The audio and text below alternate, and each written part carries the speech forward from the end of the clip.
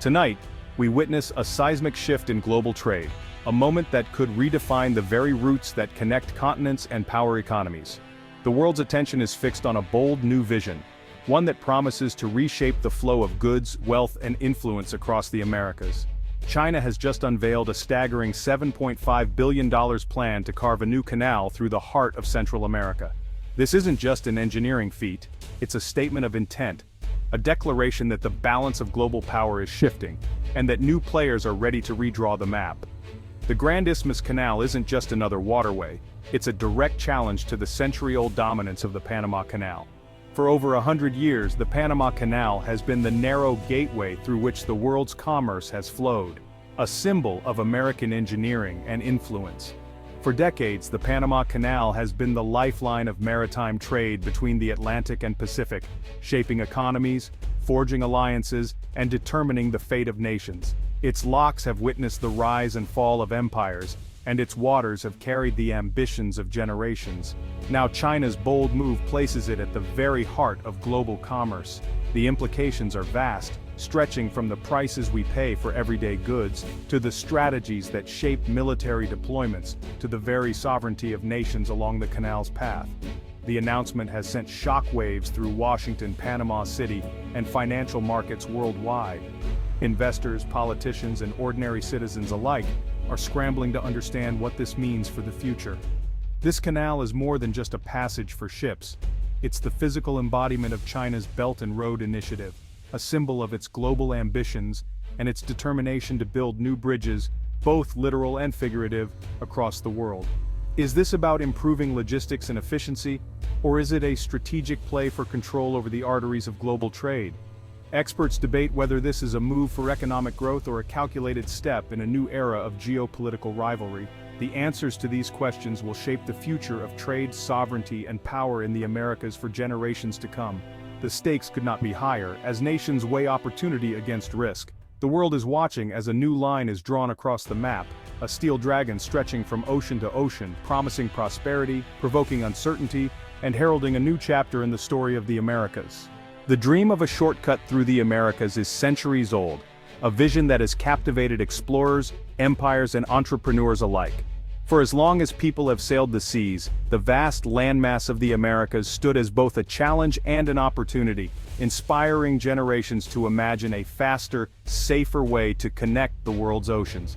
It all began with Spanish explorers who gazed upon the narrow isthmus and saw not just a barrier, but a gateway, a potential passage that could transform global trade and exploration forever.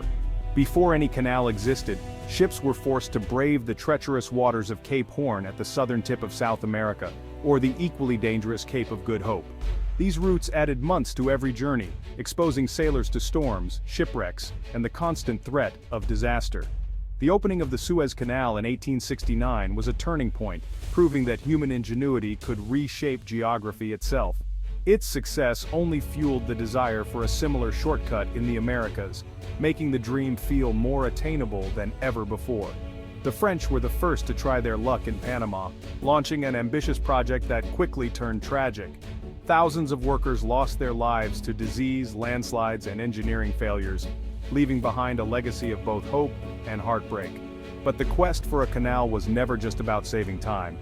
It was about controlling the flow of commerce, shaping the fate of nations, and projecting power across continents. Whoever controlled the shortcut would control the future of global trade. Every attempt, every failure, and every breakthrough has left a lasting mark on history, transforming not just the land, but the economies and identities of entire nations.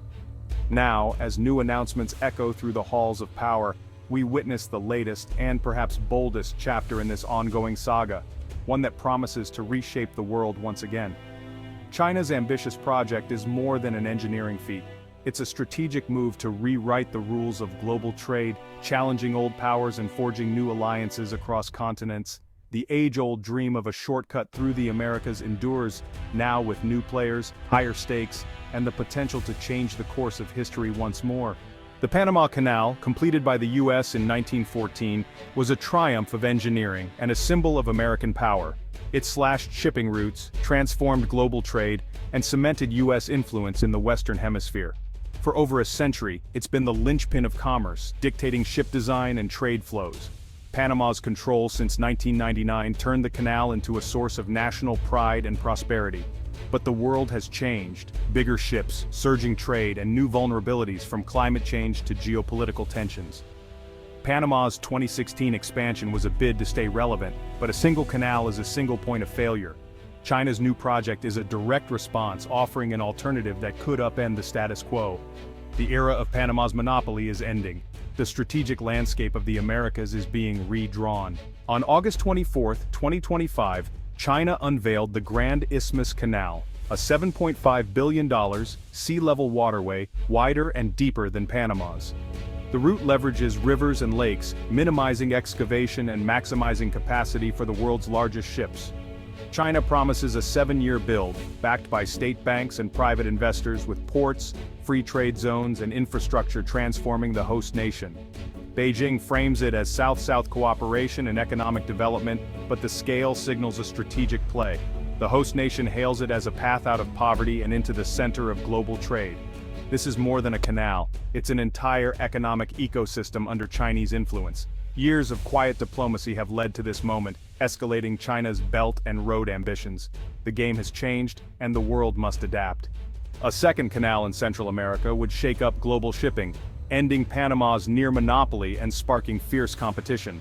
Lower transit fees could mean cheaper goods for consumers worldwide.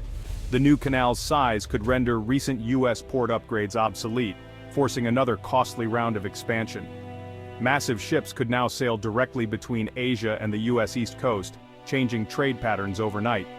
Around the canal, new ports and free trade zones would attract investment, creating a new economic hub in Central America. The host nation faces both opportunity and risk jobs and infrastructure, but also displacement and dependence on China. Indigenous lands and local communities could be upended, raising questions about who truly benefits. The promise of prosperity comes with complex social and economic trade-offs. The Grand Isthmus Canal is a geopolitical earthquake, challenging U.S. dominance in its own backyard. For Washington, a Chinese-controlled canal near its shores is a strategic nightmare, threatening decades of influence. Critics warn of debt-trap diplomacy with the host nation's sovereignty at risk, and China gaining leverage over its politics and economy. The canal could become a quasi-sovereign Chinese zone, with potential military implications.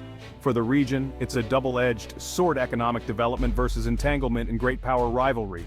Global alliances will shift as nations recalibrate their ties to China, and the US-China is securing its own trade routes and projecting power far beyond Asia. This isn't just about shipping, it's about the future balance of global power. The canal's path cuts through one of the world's most biodiverse regions, threatening rainforests, wetlands, and endangered species. A sea-level canal could unleash invasive species between oceans, with unpredictable, possibly irreversible consequences. Thousands may be displaced, especially indigenous communities, risking conflict and cultural loss. Environmental promises are met with skepticism, as the pressure to deliver on time could lead to shortcuts and disaster. The project's energy and water demands will strain already limited resources. Critics warn of pollution, habitat destruction, and a permanent ecological scar.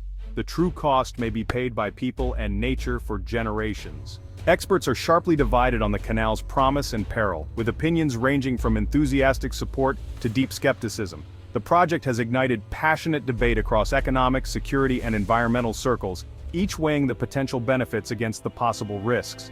Dr. Elena Rojas, a leading economist at the Inter-American Dialogue, questions its economic viability. The numbers are staggering, she says, pointing to the immense costs and uncertain returns.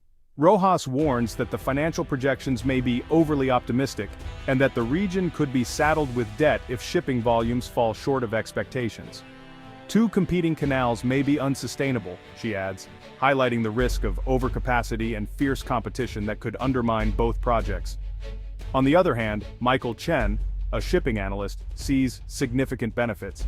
Competition lowers costs and offers redundancy, he explains, suggesting that a new canal could drive innovation and efficiency in global shipping. However, Chen cautions, the industry will demand guarantees before committing. Shipping companies want assurances of reliability, security, and long-term stability before rerouting their vessels. Security voices like Admiral James Stavridis raise strategic concerns. This is a strategic beachhead for China, he warns, emphasizing that the canal's control could shift the balance of power in the region. It's not just about trade, it's about military reach, Stavridis continues, suggesting that the canal could become a flashpoint in global geopolitics, with implications far beyond commerce. Environmentalists like Dr. Maria Gonzalez call it a potential disaster. You can't cut through this isthmus without catastrophic consequences for biodiversity and water supplies, she insists, warning of irreversible damage to fragile ecosystems and local communities. The need for transparent, independent environmental review is urgent, as scientists and activists demand rigorous oversight and accountability before any construction begins.